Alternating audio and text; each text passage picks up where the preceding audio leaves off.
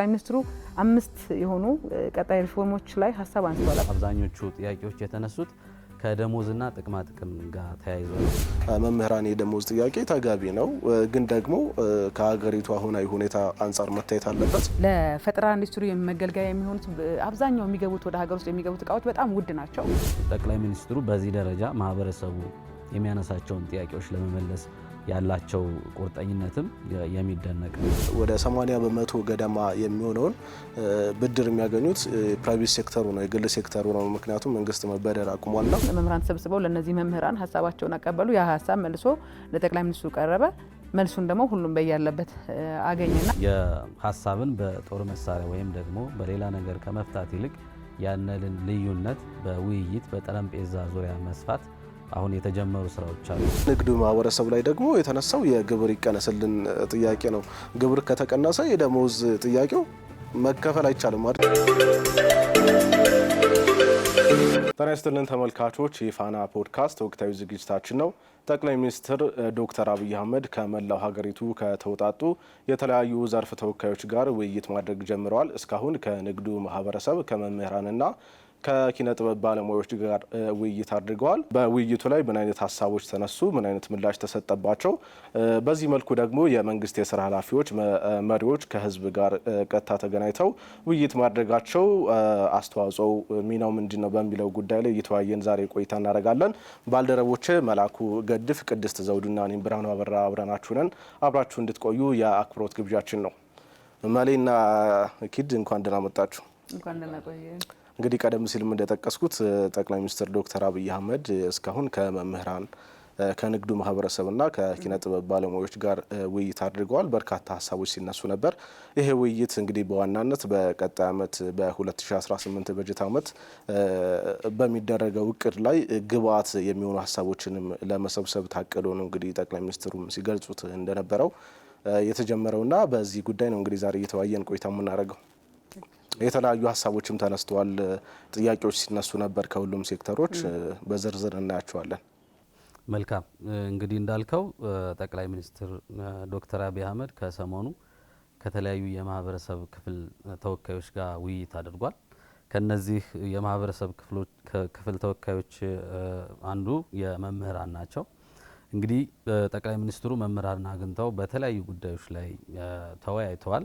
መምህራንም ያሉባቸውን የተለያዩ ችግሮች ምንድነው በመምህራን ላይ የሚስተዋለው ችግር የሚሉትን በስፋት አንስተዋል እና መምህራን ጋር መወያየት የራሱ የሆነ ትርጉም አለው። መምህራን የእውቀት አባት ናቸው። አንድን ትውልድ ለመቅረጽ ከፍተኛ አስተዋጽኦ ያበረክታሉና ከነሱ ጋር መወያየት ከመምህሩ ጋር መምህራንን ቀርቦ መስማት የራሱ አንድምታ አለው እና መምህራንም የራሳቸውን ጥያቄዎች አንስተዋል በስፋት። ጥያቄዎችን ለማየት ያክል በብዛት ያነሱት አብዛኞቹ ጥያቄዎች የተነሱት ከደሞዝና ጥቅማ ጥቅም ጋር ተያይዞ ነው። እንግዲህ እንደሚታወቀው መምህራን የመምህራን ክፍያ ይታወቃልና አሁን ላይ ያለውን የኑሮ ጫና የዋጋ ግሽበት የሚቋቋም አይደለም። ስለሆነም የመምህራን የደሞዝ ማስተካከያ መደረግ አለበት። ማስተካከያውን በጥናት ላይ የተመሰረተ ሊሆን ይገባል። የመምህራንን ክብር የሚመጥን እንግዲህ መምህራን የሁሉም ሙያዎች አባት ነውና ያንን ያገናዘበ የደሞዝ ማስተካከያ ሊደረግ ይገባል የሚል ጥያቄ አንስተዋል። ከዚህ ጋር ተያይዞ ጥቅማ ጥቅምን በተመለከተ እንግዲህ መምህራን አብዛኛውን ጊዜያቸውን የሚያጠፉት እንደሚታወቀው ከቅድመ መደበኛ ጀምሮ እስከ ከፍተኛ ትምህርት ተቋማት ማለት ነው ትውልድን መቅረጽ ላይ ነው። ስለዚህ ሌላ ተጨማሪ ስራ የመስራት እድሉ አነስተኛ ነው። ስለሆነም የጥቅማ ጥቅም ጉዳይ ሊታሰብበት ይገባል። መምህራን የተሻለ ጥቅማ ጥቅም አሁን የትርፍ ሰዓት ክፍያ አለ። እሱ አንዳንድ የተጀመሩ ነገሮች አሉ። እነሱ ተጠናክረው መቀጠል አለባቸው። ከነጻ ሕክምና ጋር ተያይዞ የሚያስተምሯቸው ተማሪዎች ልጆቻቸው ነጻ የትምህርት እድል እንዲያገኙ ከቅድመ መጀመሪያ እስከ ከፍተኛ ትምህርት ተቋማት እስከ ኮስት ሼሪንግ ወይም ደግሞ ወጪ መጋራት ድረስ የመምህራን ልጆች ነጻ የትምህርት ክፍያ ሊሰጣቸው ይገባል የሚል ነገር አንስተዋል። በተጨማሪም የመኖሪያ ቤት እንግዲህ የመኖሪያ ቤት መሰረታዊ ጉዳይ ነው። መኖሪያ ቤት መምህራን በደሞዛቸው ለመስራት በጣም አስቸጋሪ ነው። መንግስት የመምህራንን የመኖሪያ ቤት አቅርቦት ለማሟላት የተለያዩ እቅዶችን ይዞ እየሰራ ነው። ግን ወጥነት ባለው መልኩ ለመምህራን እስከ ታችኛው እስከ ወረዳ ድረስ እስከ ቀበሌ ድረስ ያለውን ሁኔታ የመኖሪያ ቤት አቅርቦትን በተለይም ብድር በማመቻቸት በአነስተኛ ወለድ ብድር በማመቻቸት ይህንን ለማሟላት መሰራት አለበት የሚል ነገር አንስተዋል። ሌላው ምንድነው ከዩኒቨርሲቲ መምህራን ተማሪዎችን በሚያስተምሩበት ጊዜ የወጪ መጋራት አለ አይደል? እሱም እንዲሁ ቢቀነስ የሚል ነገር አንስተዋል። ሌላው የመምህራን ያነሱት የትምህርት መርጃ መሳሪያ አቅርቦትና የመሰረተ ልማት ላይ ነው። እንግዲህ ያው የትምህርት ጥራትን ለማስጠበቅ የትምህርት ግብዓትና መሰረተ ልማትን ማሟላት አለበት። ስለሆነም በየሀገሪቱ በተለይም ደግሞ በገጠሪቱ የሀገሪቱ ክፍል የትምህርት መርጃ መሳሪያ እጥረት አለ።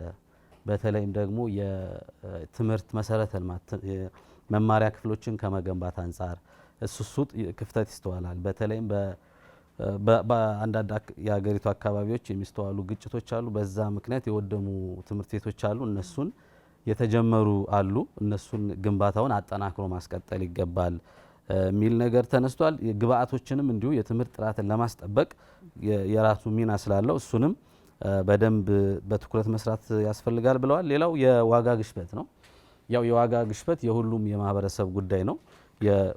የኑሮ ውድነት አለ። እሱን ለመቀነስ መንግስት የተለያዩ እቅዶችን ይዞ መስራት አለበት። አሁን ላይ በተለይ መምህራን ጫናውን እየተቋቋሙት አይደለም የሚል ነገር አንስተዋል። የስራ እድል ፈጠራን በተመለከተ እንግዲህ ያው መምህራን ያስተማሯቸው ልጆች ተመርቀው የራሳቸውን የወላይነት እንደሆነ ጥሩ ደረጃ እንዲደርሱ ይፈልጋሉና አሁን ላይ የሚመረቁ ተማሪዎች የስራ እድል ከማግኘት አንጻር ውስንነቶች አሉ። ስራ ፈጣሪ ከመሆንም ያንን ውስንነት የተጀመረ ጥረት አለ። እሱን ለማጠናከር መንግስት በትኩረት መስራት አለበት የሚል ነገር ተነስቷል። ሌላው እንግዲህ በዋናነት የመልካም አስተዳደር ችግር አለ። ያው የመልካም አስተዳደር በአንዳንድ ተቋማት ላይ ይስተዋላሉ። በትምህርት ማህበረሰቡም እንደዚሁ የሚያጋጥሙ የመልካም አስተዳደር ችግሮች አሉ። እነሱን መንግስት ያለውን አቅም በማሳደግ መስራት አለበት የሚል አለ። ሌላው በዋናነት የተነሳው ዘላቂ ሰላምን ማስፈን ነው። እንግዲህ እንደሚታወቀው ሰላም የሁሉም ነገር መሰረት ነው። ሰላም ከሌለ ምንም ነገር ማከናወን አይቻልም። የሚጠበቀውን የሀገር እድገት አንድነትና ብልጽግና ለማምጣት የራሱ የሆነ ክፍተት አለው ማለት ነው። ስለዚህ ሰላም ላይ መስራት አለበት። በተለይም የትምህርቱ ማህበረሰብ በሰላም እጦት ምክንያት በሀገሪቱ አሁን ላይ በሚስተዋሉ ግጭቶች የተለያዩ ችግሮችን እያስተናገደ ነው። መምህራን በስራ ገበታቸው ላይ መገኘት አልቻሉም። ተማሪዎችም እንዲሁ። ስለዚህ ዘላቂ ሰላምን የግድ ማስፈን ያስፈልጋል።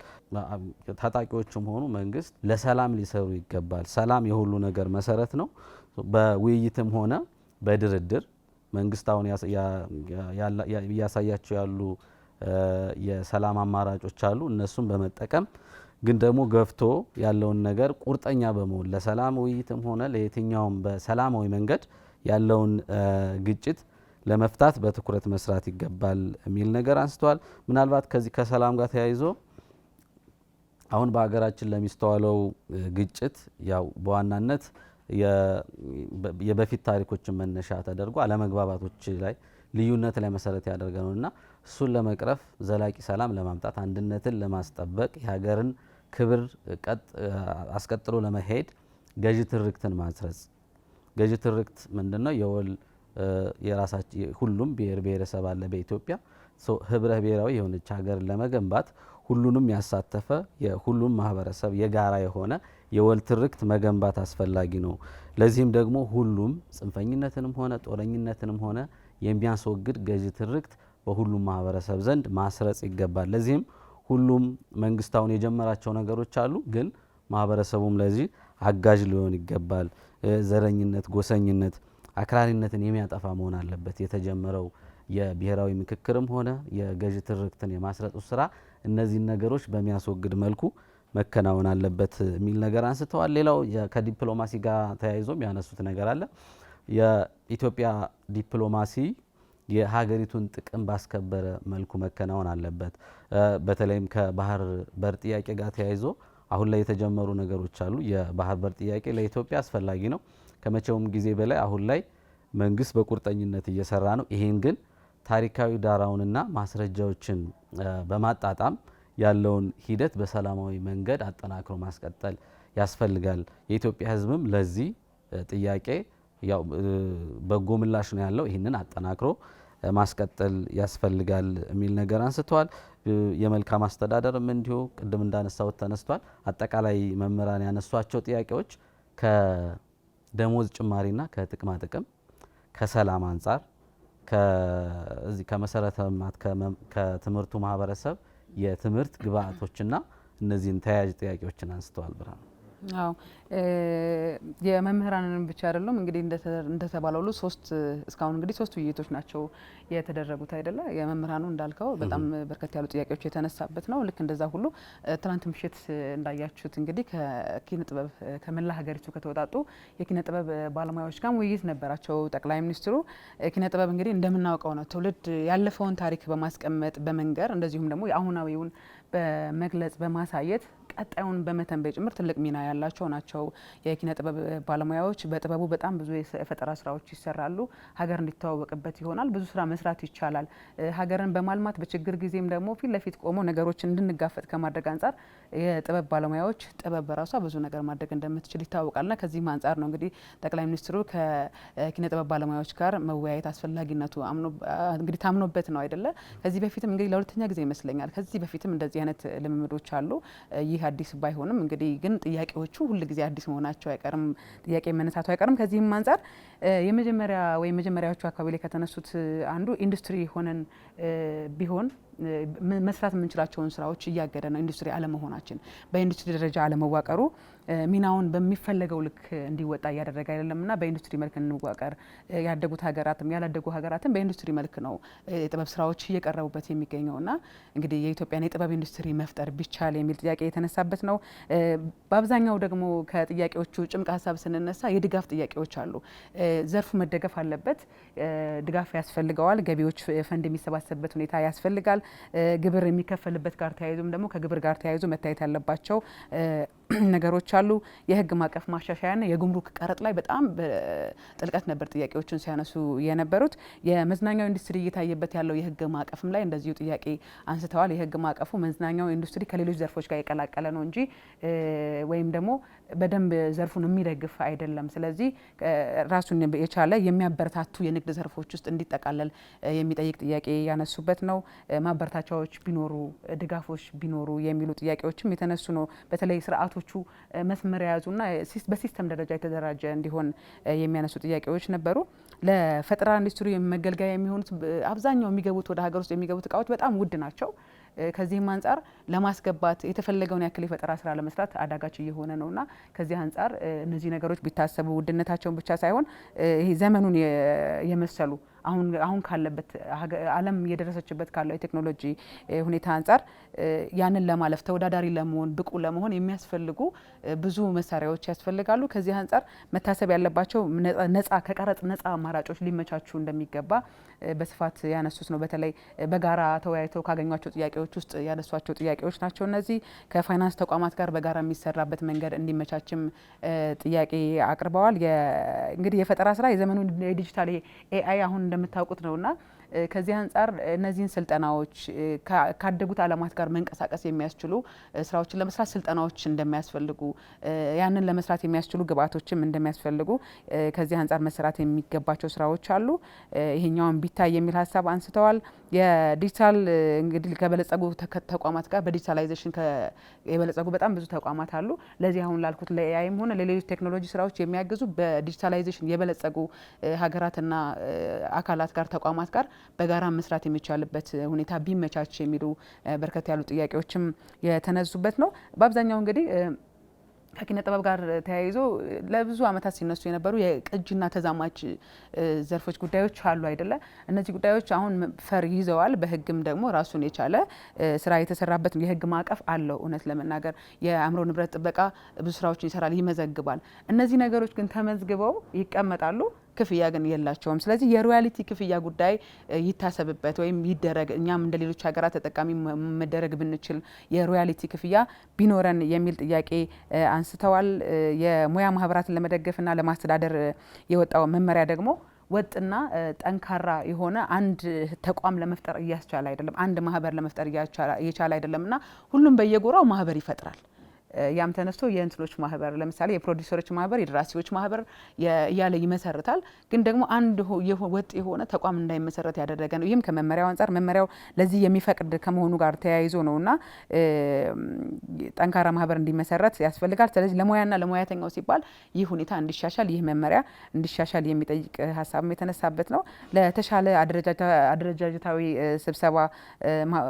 ስብሰባዊ ባህል ለመፍጠር የሙያ ማህበራትን ማጠናከር፣ ለማስተዳደር፣ ለመደገፍ የሚወጡ መመሪያዎች ታይተውና ተሻሽለው መተግበር እንዳለባቸው የሚያነሱ ጥልቅ የሆኑ ሀሳቦች ቀርበዋል። የተገነቡና ሊገነቡ ስለታሰቡ ጥበባዊ ስፍራዎች ግን በጣም ደስ የሚሉ ሀሳቦች ተነስተዋል። በተለይ የተሰሩትን የሚያበረታቱ ናቸው አብዛኞቹ።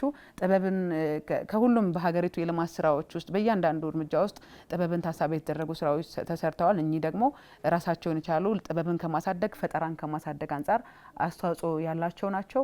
አሁን እየታሰበ ወይም ደግሞ እየተሰራ ያለው ገዢ ብሔራዊ ትርክት ከመፍጠር አንጻር እነዚህ ቦታዎች በራሳቸው የተሻለ ስራ ለመስራት አስቻይ ሁኔታዎችን ይፈጥራሉና የበለጠ አሁንም ቢጠናከር በክልል ደረጃ ደግሞ ያሉት እኚህ ባህላዊ መሳሪያዎቻችን ጋር ተያይዞ የተነሱ ነገሮች ነበሩ።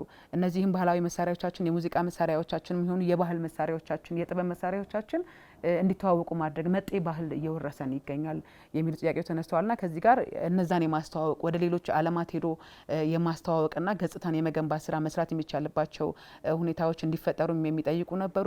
ከፖሊሲ ጋር ተያይዞ የጥበብ ኢንዱስትሪ ፖሊሲን የተመለከተ ጥያቄም አንስተዋል። በፖሊሲ እንዲካተት ወይ በካውንስል ደረጃ በኮሚሽን ደረጃም እንደዚሁ መቋቋም እንዳለበት የሚያመላክቱ በርከት ያሉ ጥያቄዎች ተነስተዋል። ለነዚህም የሚሆኑ ምላሽ ተሰጥተዋል። ደግሞ ሌሎችን ጉዳዮች እንመልከታለን። ከሞላ ጎደል በሶስቱም መድረኮች ላይ ተመሳሳይ ይዘት ያላቸው ጥያቄዎችም ሲነሱ ነበር። በተለይ ከሰላም ከመልካም አስተዳደር አንጻር ተመሳሳይ ጥያቄዎች ናቸው የሚነሱትና በተለይ የንግዱ ማህበረሰብ ተወካዮች ደግሞ ከንግዱ ጋር የሚገናኙ ጥያቄዎችን አንስተዋል። ከነዚህ መካከል አንዱ ህገወጥ ንግድ መበራከት ነው። ህገወጥ ንግድ ገበያ ውስጥ ሲገባ የሚያመጣው መስቅልቅል የሚታወቅ ነው። ደግሞ በተለይ የግብር ከፋዩን ማህበረሰብ የሚጎዳው እንትን አለና ከሱ አንጻር መንግስት በህገወጥ ንግድ ላይ ጠንከር ያለ ቁጥጥርና ክትትል ቢያደርግ የሚል ጥያቄ ተነስቷል። ከዛ ውጭ በተለይ ደግሞ የነዳጅ አቅርቦትን በተመለከተ በተለይ ክፍለ ሀገር አካባቢ ነዳጅ ማታ ገብቶ ጧት የለም የሚባልበት አይነት እንትን አለ።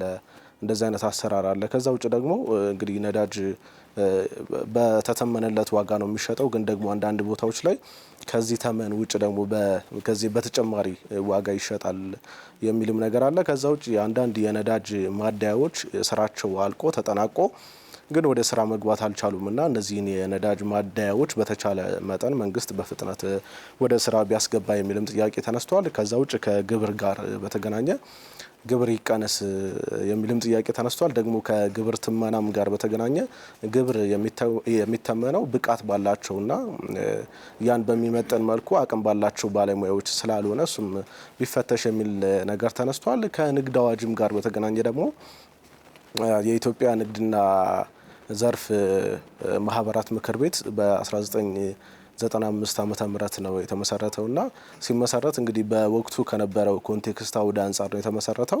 ከዛ በኋላ በርካታ ነገሮች አሉ። በተለይ በንግዱ ላይ የቴክኖሎጂው አስተዋጽኦ አለ፣ ቴክኖሎጂ የሚያመጣው ኢምፓክት አለ። እነዚህ ነገሮች ያገናዘበ ስላልሆነ አሁን ባለው አውድ ማሰራት የሚያስችል ስላልሆነ ይሄኛው እንዲስተካከል እና ቢታይ ቢሻሻል የሚልም ጥያቄ ተነስቷል። በእርግጥ ጅምር ነበር መሰል ከዚህ በኋላ ሲነሳም እንደነበረው በመድረኩ ይሄ ጅምር ተጠናክሮ ተሻሽሎ አስቻይ ሁኔታን የሚፈጥር አዋጅ ቢጸድቅ የሚልም ጥያቄ ተነስቷል። ከዛ ውጭ የባንኮች የማበደር አቅምንም በተመለከተ የማበደር አድማሳቸውን ስኮፓቸውን በተመለከተ ጥያቄ ተነስቷል። ባንኮች ኮላተራልም ስለሚጠይቁ ላይ ትንሽ ባለሀብቶቹ ወይ ደግሞ የንግዱ ማህበረሰብ እታች መካከለኛው ሌብል ላይ ያለው የንግድ ማህበረሰብ በዛ መልኩ ከባንኮች ከብድር አገልግሎት ተጠቃሚ መሆን አልቻለም እና ይህንንም ስኮፑ አድማሱ ሰፍቶ ሁሉንም ባማከለ መልኩ የሚሆንበት መንገድ ቢፈጠር የሚልም ጥያቄ ተነስቷል። ከባንኮች ሳንወጣ ከባንክ ጋር በተገናኘ ባንኮች የካሽ የጥሬ ገንዘብ መስጠት ላይ በተለይ ደግሞ በወሩ መጨረሻ ከ28ኛው ቀን እስከ 31ኛው ቀን ጥሬ ገንዘብ የለም የሚሉበት ነገር አለ። እንደዚህ አይነት ችግርም አለ ተብሎ ተነስቷልና በመጨረሻዎቹ ቀናት ላይ የባንኩ ማኔጅመንት ሰዎችም ሆኑ የማኔጅመንት አካላትም ሆኑ ሰራተኛው የሚገመገመው በዲፖዚቱ ነው። ባንክ ውስጥ ባለው ዲፖዚት ነውና ባለው ተቀማጭ ነውና የሚገመገመው በዛ ወቅት እስከ 31ኛው ቀን ድረስ የመከልከል በሚፈለገው መጠን ካሽ ወይ ደግሞ የጥሬ ገንዘብ ያለ መስጠቱ ነገር አለ። ከዛ ይቺኛው ቀን ካለፈች በኋላ ደግሞ ከልክ ባለፈ መልኩ ነው የሚወጣውና መንግስት እዚህ ላይ ትኩረት አድርጎ ቢፈትሽ የሚልም ጥያቄ ተነስቷል። ከዛ ውጭ ህገወጥ ኬላዎች የንግዱ ማህበረሰብ እንግዲህ ተሽከርካሪዎች ከቦታ ቦታ በሚንቀሳቀሱበት ጊዜ ህገወጥ ኬላዎች አሉ። ደግሞ ኬላዎቹም አብዛኞቹ የኮቴ እያሉ የሚያስከፍሉት ገንዘብ እጅግ ከፍ ያለ ነው። ነጋዴው ደግሞ ዞሮ ዞሮ ይህንን በየመንገዱ የሚሰጠውን እጅ መንሻ ኬላ ላይ የሚከፍለውን ገንዘብ ዞሮ ዞሮ የሸቀጡ ዋጋ ላይ ይጨምርና ዞሮ ዞሮ መጨረሻ ላይ ተጠቃሚው ነው ዋጋው ጣሪያ የሚነካበትና እዚህ ላይ ቢታይ የሚልም ጥያቄ ተነስቷል። ከዛ ውጭ የኢንዱስትሪ ፓርኮች ልማት ተጠናክሮ መስፋፋት አለበት የሚልም ጥያቄ ተነስቷል። የአገልጋይነት ችግርም በተለይ የንግዱ ማህበረሰብ በበርካታ መልኩ አሁን የተጀመረው በእርግጥ የአንድ መሶብ አንድ ማዕከል አገልግሎት አለ። ሁሉንም አገልግሎት አንድ ላይ የምታገኝበት ግን የንግዱ ማህበረሰብ በየቦታው እንደዚህ አይነት አገልግሎቶች ይፈልጋሉና የአገልጋይነት ችግር አለ። አንዳንድ ቦታ ላይ በእርግጥ በርካታ ቦታዎች ላይ መሻሻሎች ቢኖሩም አልፎ አልፎ ደግሞ አንዳንድ የመንግስት የስራ ኃላፊዎች ቅንነት የሌላቸው ገንዘብ ሁሉ የሚጠይቁ አሉና ይህንንም መንግስት አሰራሩን ቢፈትሽ ታችኛውም ዝቅ ብሎ ሁሉን ነገር ቢፈትሽ የሚልም ጥያቄ ተነስቷል። ከዛ ውጭ ከሌማት ትሩፋት ጋርም በተገናኘ የሌማት ትሩፋት እንግዲህ በጠቅላይ ሚኒስትር ዶክተር አብይ አህመድ ሀሳብ አመንጭነት ኢኒሼቲቭ ሲተገበር እንደቆየ እናውቃለን። በተለይ በእንቁላል በወተትና በዶሮ ምርት ላይ በርካታ ውጤቶችን የተገኘበት ነው። ግን ደግሞ ይህንን የሌማት ትሩፋት ኢኒሼቲቭ በስርዓት መተግበር በማይቻልበት መልኩ የመኖ ዋጋ እጅግ ከፍ ብሏልና እዚህ ላይ መንግስት ቢያይ የሚልም ነገር ተነስቷል። ከዛ ውጭ የኢኮኖሚክ ዲፕሎማሲውም ተነስቷል። እንግዲህ የኢትዮጵያ በተለያዩ ሀገራት ዲፕሎማቶች አሏት። እነዚህ ዲፕሎማቶች በዋናነት ተልኳቸው ያሉበት ሀገራት ውስጥ ያለውን የኢንቨስትመንት አማራጭ በማየትና ምቹ ሁኔታዎችን በመፍጠር የኢትዮጵያ የባለሀብቶች በየሀገራቱ ሄደው ኢንቨስት የሚያደርጉበትን መንገድ መፍጠር ነውና ከዚህ አንጻር ዲፕሎማቶቻችን ላይ ትንሽ ክፍተት አለና መንግስት ይህንን ቢያይ የሚልም ጥያቄ ተነስቷል። እነዚህ ነበሩ ከንግዱ ማህበረሰብ። ከዛ ውጭ የሰላም ጉዳይ፣ የመልካም አስተዳደር ጉዳይ ሁሉም መድረኮች ላይ የተነሱ ናቸው። በጋራ ከተነሱት ውስጥ ይጠቀሳሉ። መልካም እንግዲህ ከሁሉም እስካሁን የተወያዩት ጠቅላይ ሚኒስትሩ ከንግዱ ማህበረሰብ ከመምህራንና ከኪነ ጥበብ ሰዎች ነው ማለት ነው። ስለዚህ በየአንዳንዱ ውይይት የተናጠል ነው ውይይቱ የተካሄደው። በዛ ላይ ጠቅላይ ሚኒስትሩ ለተነሱ ጥያቄዎች ምላሽ ሰጥተዋል። ምናልባት ከተሰጡ ምላሾች ያው ሰፋ ያለ ይዘት የሚኖረው የሰላም ሁኔታ ነው። የሰላም ሁኔታ እንግዲህ በሁሉም የማህበረሰብ ክፍል ተወካዮች ዘንድ በብዛት ተነስቷል፣ በስፋት ተነስቷል። በሀገሪቱ ዘላቂ ሰላምን ማስፈን ይገባል የሚሉ ነገሮች ተነስተዋል። ጠቅላይ ሚኒስትሩም በምላሻቸው እንግዲህ ሰላም ወሳኝ ነገር መሆኑን አንስተዋል። ለሁሉም ነገር መሰረት ሰላም ለሁሉም ነገር መሰረት ነው። ሰላም የኢትዮጵያን ብልጽግና እናረጋግጣለን ብለን ስንነሳ ሰላም ከሌለ ብዙ ርቀት መጓዝ አንችልም። ስለዚህም መንግስት ዘላቂ ሰላምን በእያንዳንዱ አካባቢ ያለውን ሰላም ለማስከበር በቁርጠኝነት እየሰራ ነው። አሁን ላይ አንጻራዊ ሰላም በመላ ሀገሪቱ ሰፍኗል። ግን በአንዳንድ አካባቢዎች አሁን የሚቀሩ ነገሮች አሉ። እነሱን ህግ የማስከበሩን ሁኔታ አጠናክረን እንቀጥላለን ብለዋል። ይሁን እንጂ ሰላም በመንግስት ጥረት ብቻ የሚመጣ አይደለም። እያንዳንዱ የማህበረሰብ ክፍል ለሰላም ቁርጠኛ መሆን አለበት። ለአብነት ከንግዱ ማህበረሰብ ጋር በነበራቸው ውይይት አብዛኛው በኢትዮጵያ አሁን ላለው ግጭት የንግዱ ማህበረሰብ ከፍተኛውን ሚና ይዛል። እንዲሁም የ60 በመቶ የሚሆነውን ግጭት የሚፈጥሩት የንግዱ ማህበረሰብ ናቸው። ለምንድነው? የንግዱ ማህበረሰብ ያው አብዛኛው በኢኮኖሚ ከሌሎች ማህበረሰብ የተሻለ ነው። ለነዚህ ግጭት ጠማቂዎችና በተለያየ አካባቢ ግጭት ለሚቀሰቅሱ አካላት ፋይናንስ ያደርጋሉ። ጫካ ላሉ አካላት ፋይናንስ ትልካላችሁ የሚል ነገር የገንዘብ ድጋፍ ያደርጋሉ። በዚህ ሁኔታ አሁን ጫካ ያለ ሰው የገንዘብ ምንጭ ከሌለው ብዙም ርቀት የሚሄድ ነገር አይኖርም። ይሁን እንጂ ያው ባለሀብቶች ወይም ደግሞ የንግዱ ማህበረሰብ ለነዚህ አካላት ፋይናንስ ያደርጋሉ። ይህንን ማቆም አለባችሁ ብለዋል ጠቅላይ ሚኒስትሩ። እንግዲህ ሰላም ለንግዱ ማህበረሰብ ወሳኝ ነው። ተንቀሳቅሶ ለመነገድም ሆነ የተለያዩ ነገሮችን ለማድረግ እሱ አስፈላጊ ነው። ሰው ጫካን ያለ አካል ፋይናንስ ማድረግ አቁሙ። እኛም ደግሞ ሰላምን ለዘላቂ ሰላምን ለማጠናከር በትኩረት እንሰራለን ብለዋል። ምናልባት ከኬላዎች ጋር ተያይዞም እንደዚሁ ከጸጥታ ጋር ታጣቂዎችም ሆኑ በመንግስት የተቋቋሙ ኬላዎች ላይ አንዳንድ ህገወጥ የኮቴ የሚል ክፍያ የሚል የተነሳለ እሱ አስፈላጊ ነው።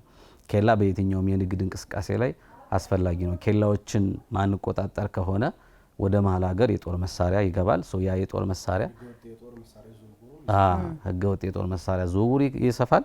ያለውን ግጭትም ለማባባስ ከፍተኛ ሚና ይኖረዋል ማለት ነው። ስለዚህ ኬላዎች የግድ አስፈላጊ ናቸው። ግን በስራ ሂደት ላይ አንዳንድ የህገወጥ አካላት የመልካም ስብዕና የሌላቸው ሰራተኞች እንደዚህ የኮቴ ይጠይቃሉ። እሱን ለማስተካከል በትኩረት ይሰራል ብለዋል።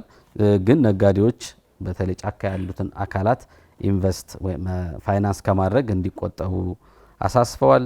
ሌላው ከመምህራን ጋር ተያይዞ ያነሱት ስለ ሰላም እንግዲህ ያው የትምህርት ማህበረሰቡ ሰላም ወሳኝ መሆኑን አጽንኦት ሰጥተው አንስተዋል በጥያቄያቸው። ጠቅላይ ሚኒስትሩም በምላሻቸው አሁን ያለው ሁኔታ ከበፊቱ ጋር አነጻጽረው መልሰዋል። አሁን ያለው ጫካ ውስጥ ያሉ የትጥቅ ትግል እያከናወን ነው፣ ለማህበረሰቡ እንታገላለን የሚሉ አካላት መምህራንን ያግታሉ፣ ተማሪዎች ትምህርታቸውን እንዳይከታተሉ ያደርጋሉ። ይሄ ሁኔታ ከሌላው የተለየ ነው። አሁን ይሄ ተግዳሮት ሆኗል።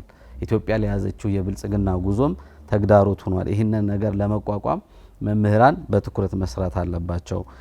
በተለይም ደግሞ መምህራን አንዳንድ ዩኒቨርሲቲም ሆነ በተለያየ ሁኔታ ያሉ መምህራን ግጭትን ከማባባስ አንጻር የመንግስትን ሪሶርስ እየተጠቀሙ ሁሉ በማህበራዊ ሚዲያዎች የሚያሰራጯቸው ነገሮች አሉ። ያንን መቀነስ አለባቸው። እንዲሁም መምህራንም እየሸፈቱ እንደሆነ መምህር በብዕር ነው እንጂ መታገል ያለበት። እንዲሁም ጫካ ያሉትን አካላት አሳምኖ ያለውን የመምህርነት ሙያ ተጠቅሞ ማምጣት ነው እንጂ ያለበት ግጭትን ከማባባስ አንጻር ሚናውን ሊገታ ይገባል የሚል አንስተዋል። ምናልባት በቀጣይ የሰላም እንትኖችን ለመፍታት በሶስት ማዕቀፍ አይተዋል። በሀገሪቱ ያለውን የግጭት ሁኔታ የሚስተዋሉ የጸጥታ ችግሮችን ለመፍታት አንደኛው የሰላም ውይይት ነው። መንግስት አሁን ላይ ታጣቂዎች በሰላማዊ መንገድ እንዲመለሱ በጫካ ያላቸውን ትግል አቁመው ሰላማዊ በሆነ መንገድ እንዲመለሱ መንግስት በሩ ክፍት ነው አሁንም። ለዚህም የተለያዩ መንገዶችን እንደሄዱ ለአብነትም ሽማግሌዎችን ጫካ ድረስ እንደላኩ በተለያዩ አካባቢ ያሉ ታጣቂዎች ሽማግሌዎችና የሃይማኖት አባቶች ሄደው እንዲያናግሯቸው፣ ይሁን እንጂ የተሰጠው ምላሽ በተቃራኒ መሆኑን አንስተዋል። ሽማግሌዎችን፣ የሃይማኖት አባቶችን ታጣቂዎች ማንገላታት እስከ ማንበርከክ ድረስ የተደረሰ ነገር ነው ያለው። ይሁን እንጂ መንግስት በሰላማዊ መንገድ ለሚመጡ ታጣቂዎች አሁንም በሩ ክፍት መሆኑን አጽንኦት ሰጥተዋል። ለዚህም የሁሉም የማህበረሰብ ክፍል ተወካዮች የበኩላቸውን ሚና እንዲወጡ ነው አጽንኦት የሰጡት። ሌላው እንግዲህ የብሔራዊ ምክክር አለ። አሁን የብሔራዊ ምክክር ወደ መጠናቀቁ ነው ያለውና እሱን አጠናክረን እንቀጥላለን። የትኛውም ልዩነት ያለው የህብረተሰብ ክፍል በዛ ውስጥ ሀሳቡን አቅርቦ ተግባብቶ የአንድነትን ለማስቀጠል የጋራ የሆነ እሴት የጋራ የሆነ ማንነትን ገንብተን በዛ ውስጥ መቀጠል እንችላለን ብለዋል። የሽግግር ፍትህም እንዲሁ ከዚህ በፊት የነበሩ የፍትህ መጓደሎችን ተቀቡልነት ያለው ፍትህ በመስጠት ዘላቂ እንዲሆን እንሰራለን ብለዋል። ሌላ ምንድነው የተነሳው? የገዥ ትርክትን ነው። እንግዲህ አሁን ላለው በኢትዮጵያ በተለያዩ አካባቢዎች የሚስተዋሉ ግጭቶች መነሻቸው የሐሰት ትርክት ነው፣ ነጠላ ትርክት ነው። ከዚህ በፊት የሚነሱ የልዩነት ምንጭ የሆኑ ሀሳቦች አሉ። እነዛን የልዩነት ምንጭ የሆኑ ሀሳቦችን በጋራ ትርክት በመቀየር ገዥ ትርክት በማስረጽ በማህበረሰቡ መቀየር አለብን። አንድ የሚያረጉን ነገሮች ይበዛሉ። ልዩነታችን ቀንሰ አንድ በሚያነጉን ነገሮች ላይ ተግባብተን መቀጠል አለብን። ለዚህም የተጀመረው የገዥ ትርክት የማስረጽ ስራ ተጠናክሮ ይቀጥላል ብለዋል። በተለይም የኪነ ጥበብ ሰዎች ከዚህ ላይ ጥበብን በመጠቀም ጥበብ እንግዲህ ለሀገር ግንባታ፣ ለአንድነት፣ ለሰላም ለመስበክና የማህበረሰብን እሴት አጉልቶ ከማሳየት አንጻር ሚናቸው ከፍተኛ ነው። ስለዚህ የኪነ ጥበቡ ሰዎች ግጭት ቀስቃሽ ነገሮችን ወይም ደግሞ ብሶትን የሚያባብሱ ነገሮችን ከማንሳት ይልቅ አንድነትን የሚሰብኩ የጋራን ማንነት የሚያንጸባርቁ የወል ትርክትን የሚገነቡና ለሀገር ቀጣይነት፣ ለሀገር ግንባታ፣ ለብሔራዊ ጥቅም የሚጠቅሙ ነገሮችን በኪነ ጥበብ ማስረጽ አለባቸው። በተለይም ገዥ ትርክትን ከማስረጽ አንጻር ኪነ ጥበብ የበኩሉን ሚና ሊወጣ ይገባል የሚል ነገር አንስተዋል። አንዳንድ የኪነ ጥበብ ሰዎች የብሔርና የሃይማኖት ልዩነት ውስጥ የሚነሱ ሀሳቦች አሉ። እነዛ ውስጥ በመግባት ነገሩን ለማባባስ ይሰራሉና በዚህም ታዋቂነትን ለማትረፍ የሚያደርጉት ጥረት አለ። ከዚህ ድርጊታቸው ሊቆጠቡ ይገባል ብለው እንደውም ባለ አንተም ያነሳው ላይ ለመጨመር ኪድ አቋራጥኩሽ። በተለይ ደግሞ በዘመናት መቃየር ውስጥ የነበረው ሲንከባለል የመጣ ችግራችንን ለማስወገድ ሀገራዊ ምክክር ኮሚሽኑ ትልቅ እድል ነው ተብሎ ይጠበቃል። ሀገራዊ ምክክር ኮሚሽኑ አንተም ስታነሳው እንደነበረ እንግዲህ ወደ መጠናቀቁ ነው። ትግራይ አካባቢና የዲያስፖራው ማህበረሰብ አጀንዳ የመረከብ ጉዳይ ነው እንጂ የሚቀረው ከዛ ውጭ ያለው ተጠናቋል። ግን ደግሞ አንተም ቅድም ስታነሳው እንደነበረው የነጠላ ትርክቱን በዘመናት መቃየር ውስጥ በየግላችን ይዘን የመጣ ነው ነጠላ ትርክት ወደ አንድና የወል የሆነ የሁላችንም የጋራ እውነት የሁላችንም የሆነ ብሔራዊ ጀግና ማን ነው የሚለው እንኳን ለመመለስ የጋራ የሆነ ሁላችን የምናምንበት አንድ ሀሳብ ለማውጣት የሀገራዊ ምክክሩ ኮሚሽኑ ትልቅ አስተዋጽኦ እንደሚኖሩ ይጠበቃልና ከዚህም አንጻር ደግሞ አንዳንድ ችግሮች በይቅርታም ብቻ በመነጋገርም ብቻ ላይ ፈቱ ይችላሉ፣ በመስማማትም ብቻ ከዛ ባሻገርም ተበደልኩ ለሚለው አካል ተመጣጣኝና ተገቢ የሆነ ካሳ ያስፈልገዋል አይደለ? ይህንን በማድረግ ረገድ የሽግግር ፍትህ ትልቅ አስተዋጽኦ አለው። እሱም ሂደት ነው እየተተገበረ ያለው። ይህን ለመጨመር ነው። እዛ ላይ የጥበብ ሰዎችን ጉዳይ ሲያነሱ ጠቅላይ ሚኒስትሩ ምን ብለው ነበር? በስማቸውን በወርቅ የጻፉ ብዙ የታሪክ የስነ ጥበብ ሰዎች እንዳሉ አንስተዋል። በአድዋ ድል ጦርነት ጊዜም ከዛ በኋላ በነበሩት ማንኛውም ሀገራዊ ትግሎች በነበሩበት ጊዜ ኢትዮጵያዊነታቸው ወይም የጥበብ አርበኝነታቸውን ተጠቅመው በጣም ብዙ ለታሪክ ያስቀመጡ በወርቅ ስማቸውን ያሰፈሩ ጀግና የጥበብ ሰዎች መኖራቸውን ሲያነሱ ነበርና እንደነሱ አሁን እንደተባለው የራስን ጎራ ፈጥረ በራስ እየተነቋቆር የምትፈጥረው ታሪክ ጊዜያዊ ዝናንና ጊዜያዊ የሆነ ትርፍ መልሶ ደግሞ ህዝብን ከህዝብ የሚያጋጭ ነው እንጂ የሚሆነው እንደዚህ አይነት ለታሪክ የሚቀመጥ ነገር አይኖርህምና እነሱን ምሳሌ አድርገው ነበር ሲያነሱ የነበሩትና የጥበብ ሰዎችም በራሳቸው በኩል በጥበብ ስራዎቻቸው የሰላም ሁኔታን ሊያጸኑ በሚችልበት ግጭትን ከማራቅ ረገድ በጣም ሚና እንዳላቸው ሲያነሱ ነበረ። ሀገርን በማልማት ረገድም ያላቸው ሚና ቀላል የሚባል አይደለምና እሱንም ሲያነሱ ነበር። መምህራኖችም እንደዛ ትውልድ በመቅረጽ ረገድ ሰላማዊ በተለይ ግጭት ሲመጣ ወደ ግጭቱ የሚሮጥ ሳይሆን ትምህርቴ ለምን ቀረ ብሎ የሰላም ሁኔታውን የሚያሰፍን ለሀገሩ የሚኖር ዜጋን ከመፍጠር አንጻር መምህራን ራሱ ትልቅ ኃላፊነት እንዳለባቸው ሲያነሱ ነበር።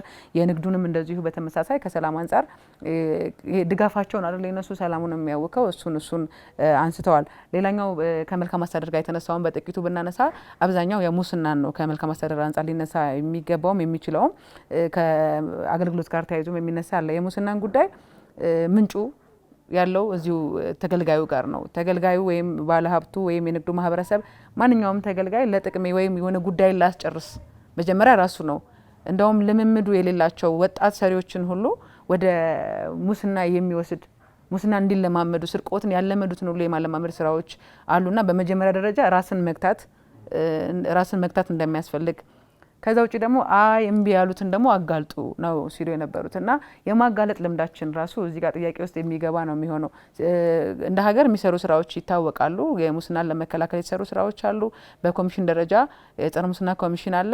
ግን ደግሞ ውጤቱን ስናይ አሁን ድረስ እንደቀጠለ ነው። ስለዚህ አሁን መፍትሄው ያለው ተገልጋዩ ጋር፣ ባለሀብቱ ጋር፣ የንግዱ ማህበረሰብ ጋር አገልግሎት ፈልጎ የሚሄደው ሰው ጋር ነውና ትውልድን በጎን እየተቀረጸ እንደዚህ ደግሞ ለመገልገል የሚሄደው ማህበረሰብ በራሱ ይህንን ነገር ማቆም መቻል አለበት። ልገልገል ጊዜ አጭር ነው፣ በዚች ጊዜ እንዳገኝ እቺን ልስጥ አይነት ነገሮች ናቸው ልምምድ የሚያመጡትና እቺን ከመስጠት ያው በእጅ መሄድ ነው።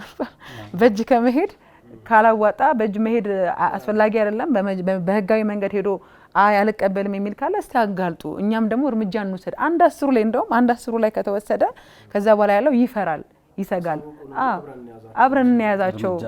እኛ እንግዲህ ኃላፊነቱን ወደ ራሳቸው ነው የሰጧቸው። ደግሞ እውነትም ኃላፊነቱም ያለው እዛ ጋር ነው። ልንገለገል ስንሄድ አይ እኔ አልሰጥም ብለን ያንን የመጣብንን ነገር ከተጋፈጥን መሄድ ያለብንን ቦታ እናውቃለን። እዛ ጋር የሚሰማ አካል ከተገኘ ተዋረድ አለው አይደል እንዴ? በሀገራችን ማንኛውም አገልግሎት ልትጠቀም ስትሄድ ጥያቄም ልታቀርብ ስትል እንደዚሁም ደግሞ ጥቁማን ለመስጠት የሚያስችሉ ብዙ አማራጮች አሉ። ዛሬ የቴክኖሎጂ ዘመን ነው።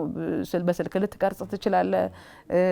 ብዙ መረጃዎች አሉ። አሁን ከመረጃ ጋር ተያይዞ አንዳንዴ በዘር በጎሳኝነት በጎጣኝነት በትውውቅ እሱ እኮ እንዲህ ነው ብሎ የሌለን ስም የመስጠት ነገሮች አሉ። ያንን ደግሞ በማስረጃ አምጡ እኛም ደግሞ እንጠይቅ የሚል ነገር አምጥተዋል። ስለዚህ ይሄ አንዱ ነው። ከሙስና ጋር ተያይዞ እንደ ሀገር በጣም ብዙ መሰራት ያለባቸው ነገሮች ቢኖሩም ደግሞ ተገልጋዩ ጋር የንግዱ ማህበረሰብ ጋር ብዙ ኃላፊነት እንዳለም አመላካች ሀሳቦችን ሲያነሱ ነበር። ከመምህራን አንጻር ከመልካም አስተዳደር ሌሎቹን አንተ ስላነሳቸው የመዋጮ ጉዳይ አንስተው ነበር። ሰምታችሁ እንደሆነ የመዋጮ ጉዳይ እዛ ላይ ምንድነው የሰጡት ምላሽ? መዋጮ ያለ ፍላጎታችሁ ከሆነ ያለ መብታችሁ ነው። ማዋጣት አለማዋጣት መብት ነው፣ ግን ያስፈልጋል አይደለ? ማንኛውም ጉዳይ ላይ መዋጮ ሊጠየቅ ይችላል። ያ መዋጮ ግን በራሱ ባለቤቱ ደሞዙ የራሱ ነው። ደሞዙ የራሱ ነው። ራሱ ነው ሊፈርም የሚገባው፣ አምኖበት ሊሰጥ የሚገባው። ያ ግን አያስፈልግም ማለት አይቻልም። ያው ምን ኖር በአብዛኛው ብዙ ነገር እንደጋገፋለን። የተሰሩት እነዚህ በመዋጮ ናቸው አብዛኞቹ። አሁን ላይ በሀገር ደረጃ እየተሰሩ ያሉት ገበታ ለሀገርም ሰው እኮ ያለውን እየሰጠበት ነው። ዞሮ ዞሮ ፍላጎት ነው አይደል? እንደ ሀገር እየተሰሩ ያሉ አሁን ትልልቅ ፕሮጀክቶች በተለያዩ አካባቢዎች እየተሰሩ አሁን በጣም እየተደሰትንባቸው እያየን ውጤታቸውን እያየን እንደሰተባቸው። ሌላው ቀርቶ እነዚህ አሁን ትልልቆቹን እንተውና የአካባቢ መንገድ ሲሰራ እኮ መዋጮ ያስፈልጋል አይደለ?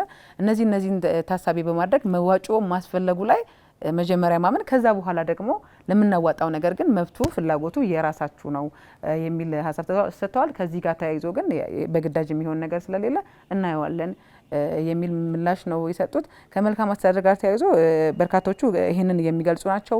መምህራን ጋር የተነሱት ጥያቄዎች አብዛኞቹ ከትውልድን መቅረጽ የሚገባቸውን ያክል መስራት የሚገባቸውን ያክል እንዲሰሩ መምህራን የሚያስፈልጋቸው ብዙ ነገሮች አሉ። ግን በዛው ልክ ደግሞ ኃላፊነቱ ትልቁ ኃላፊነት እነሱ ጋር ነውና ከፍላጎታቸው በላይ የሰሩት ነገር ያበረከቱት ነገር ለሀገር የሰጡት ነገር ይበልጣልና አሁንም ሀገር ያላትን እስክትሰጣቸው እየሰጠችም ነው እስክትሰጣቸው እነሱም በአገልግሎታቸው ትውልድ በመቅረጽ ሂደት ውስጥ ነው ማግኘት የሚቻለውና እነዚህ ሀሳቦች ተነስተዋል። የኢኮኖሚ ጉዳይም የተመለከቱ ሀሳቦች ተነስተዋል።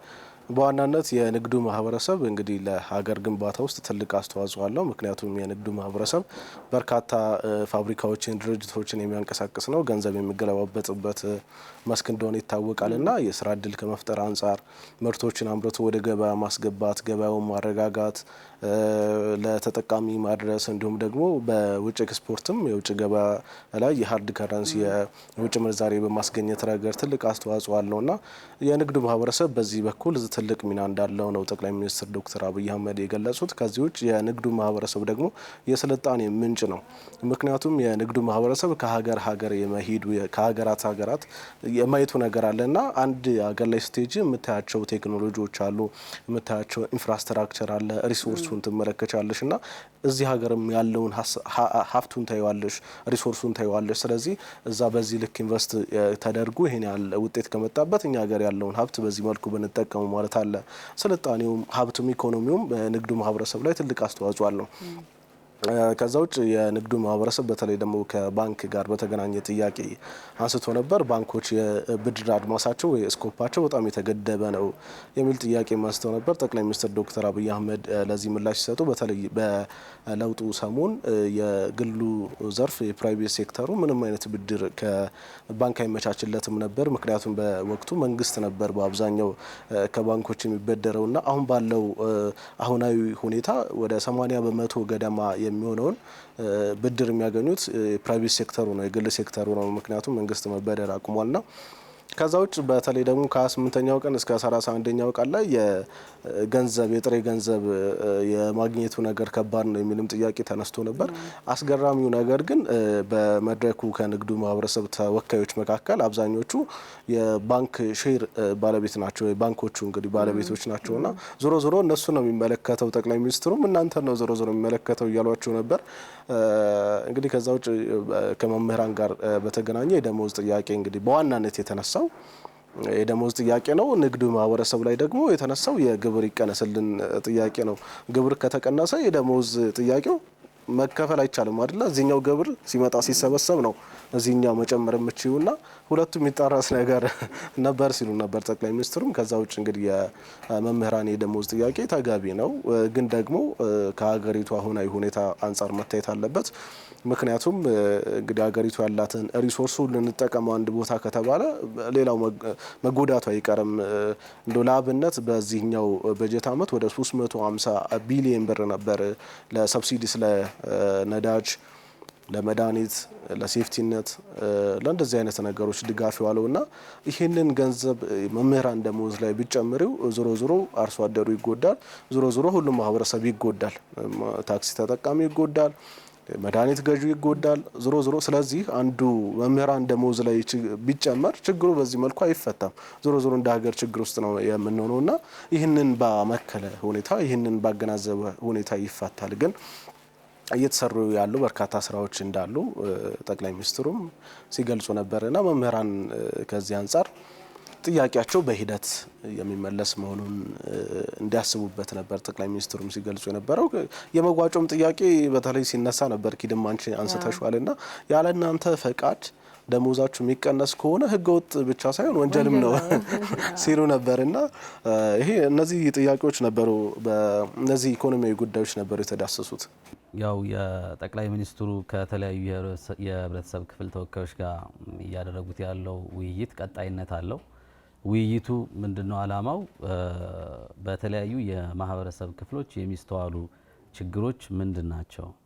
ማህበረሰቡ ላይ አሁን ያለው በተለይም ደግሞ በስፋት መነሳት የሚችልና በቀጣይ መስተካከል ለቀጣይ የፖሊሲ ግብዓት ሊሆን ይችላል፣ በቀጣዩ በጀት ዓመት መስተካከል ያለባቸውና አመራሩም ያንን ወስዶ በትክክል እንዲያርምና ቀጣይ ሰላማዊ እንዲሁም ደግሞ ብልጽግናዋ የተረጋገጠች ኢትዮጵያን በመገንባት ሂደት ውስጥ ያለውን መንገድ ለማስተካከል ከማህበረሰቡ ጋር መግባባት መፍጠር ያስፈልጋል። ስለዚህ ይህን ለማድረግም ማህበረሰቡ የሚያነሳቸው ጥያቄዎች አሉ። እነዛን ጥያቄዎች ማህበረሰቡ እንግዲህ ጠቅላይ ሚኒስትሩ ጋር የማህበረሰብ ክፍል ተወካዮች ጠቅላይ ሚኒስትሩ ጋር ሲመጡ በተዋረድ ተወያይተዋል እና የመጨረሻ ያሉትን ሀሳብ ነው ለጠቅላይ ሚኒስትሩ ያቀረቡት ይዘው የመጡት ማለት ነው። ስለዚህ በየትኛው ደረጃ ያለ ማህበረሰብ ክፍል ሀሳቡን አወጧል፣ ለጠቅላይ ሚኒስትሩ እንዲደርስ ሀሳቡን አዋጧል ማለት ነው። ስለዚህ በዚህ ደረጃ ማህበረሰብ ውስጥ ያሉ ችግሮችን የሰላም ሊሆን ይችላል፣ የመልካም አስተዳደር ሊሆን ይችላል፣ ከተለያዩ ከደሞዝም ከግብር ቅነሳም በተለያዩ ዘርፎች የሚነሱ ጥያቄዎችን አይተው ለፖሊሲ ግብዓት ለቀጣይ የሚሆኑ ሀሳቦች ተወስደዋል። እንዲሁም ደግሞ በቀጣይ ዓመት ማስተካከል የሚገቡ የተለያዩ ሀሳቦችን አመራሩ እስከታች ያለው አመራር በስፋታውን ሲነሳ ነበር። የአመራር የብቃት ችግር አለ። የሚነሱ ችግሮችን በትክክል ወዲያው ውሳኔ ሰጥቶ ከማስተካከል አንጻር የአመራር ክፍተቶች አሉ። እነሱን የአቅም ግንባታ ይሆን ይችላል፣ ሌሎች ነገሮች ሰጥቶ በማስተካከል ረገድ የራሱ አስተዋጽኦ ይኖረዋል ማለት ነው። ስለዚህ ጠቅላይ ሚኒስትሩ በዚህ ደረጃ ማህበረሰቡ የሚያነሳቸውን ጥያቄዎች ለመመለስ ያላቸው ቁርጠኝነትም የሚደነቅ ነው። አዎ በትክክል ይሄኛው ምንድነው ከነዚህ ውይይቶች የሚገኘው አንድምታ የሚለውን ነገር ለማንሳት ያክል የሀገር መሪ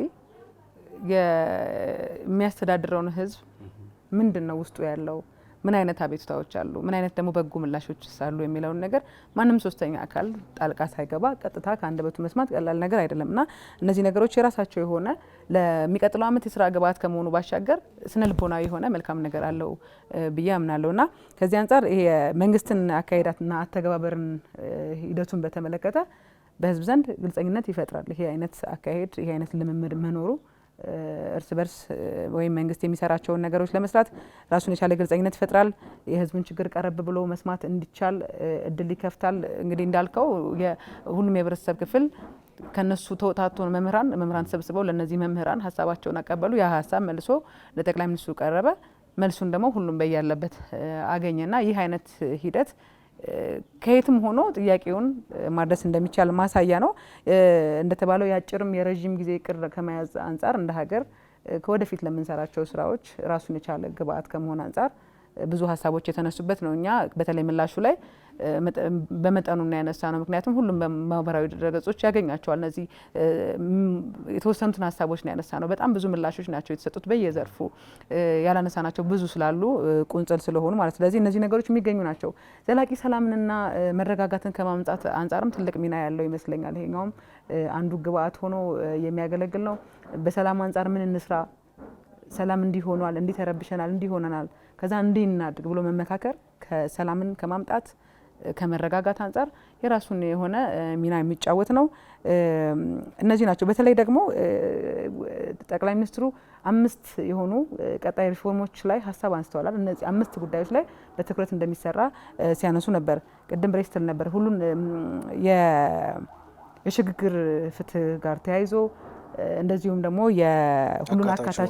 ሁሉን አካታች የሆነ ሀገራዊ ውይይቶች ይሄ ልምምድ እንግዲህ ዘንድ በተለይ በዚህ ዓመት በጣም ጠንክሮ እየሄደ ያለ ነገር ነው። ሁሉንም እያካተተ ሁሉም ሰው በየጉዳዩ ላይ እንዲወያይ በየሀሳቡ በየጥያቄው ላይ እንዲወያይ እየተደረገ ነውና እነዚህ አሁንም የሚቀጥሉ ናቸው። የሽግግር ፍትህ፣ ሁሉን አካታች የሆኑ ውይይቶች እንደዚሁም የተሃድሶ ፕሮግራም በተለይ ታጣቂዎችን ወደ ሰላም አምጥቶ መልሶ ተሃድሶ ላይ አስገብቶ ወደ ሰላም ከማምጣት አንጻር ትልቅ ሚና እንዳላቸው ተሃድሶ ኮሚሽንም እኮ ተቋቁሞ እየተሰራበት ትክክል። ስለዚህ የሚቀጥሉት እነዚህ 5ቱ በጣም ወሳኝ ብለው ያነሷቸው ናቸው።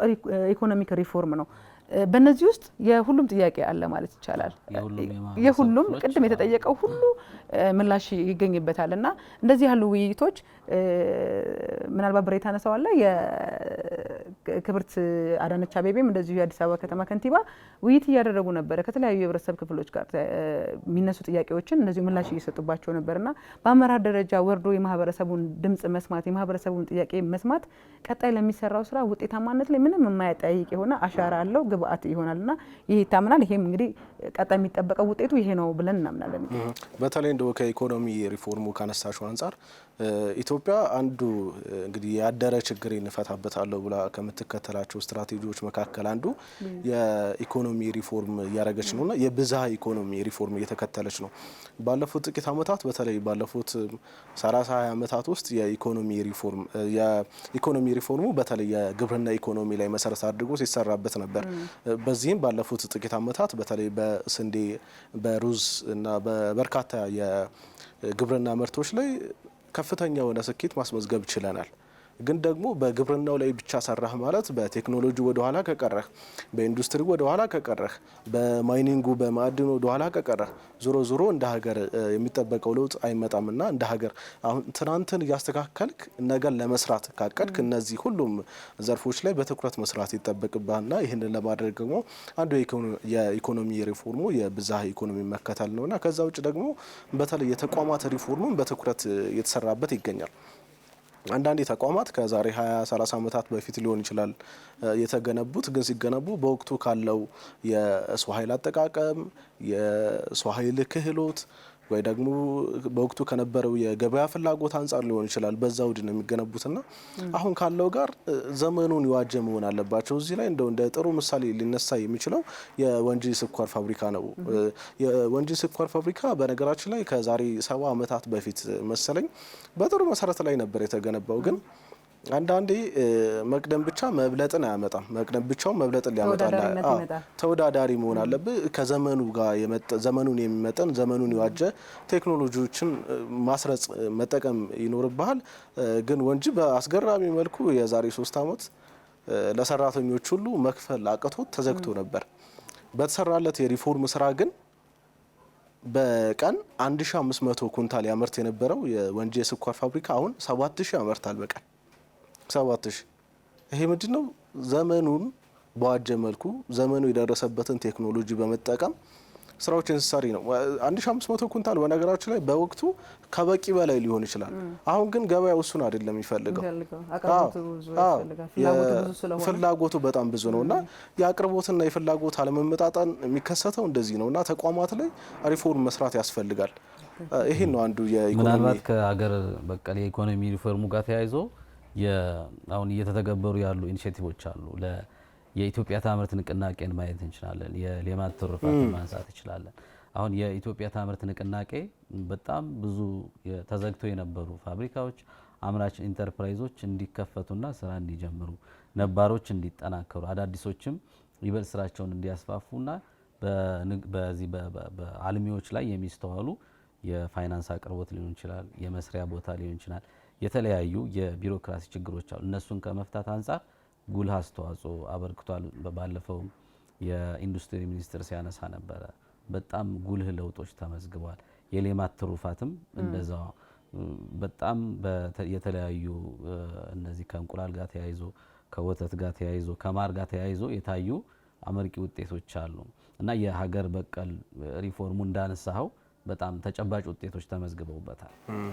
ከዛ ውጭ አንቺ ምስታነሽ እንደነበረው ቅድስት የአዲስ አበባ ከተማ አስተዳደር ከንቲባ አዳነች አቤቤ ከንግዱ ማህበር ከዶክተሮች ጋር ከሕክምና ባለሙያዎች ጋር ከኪነ ጥበብ ባለሙያዎች ጋር ከበርካታ የማህበረሰብ ክፍሎች ጋር እየተወያዩ ነውና ሲወያዩ ነበር። ውይይቱ እንደ ሀገር ነው፣ በዞንም በክልልም ደረጃ ነው።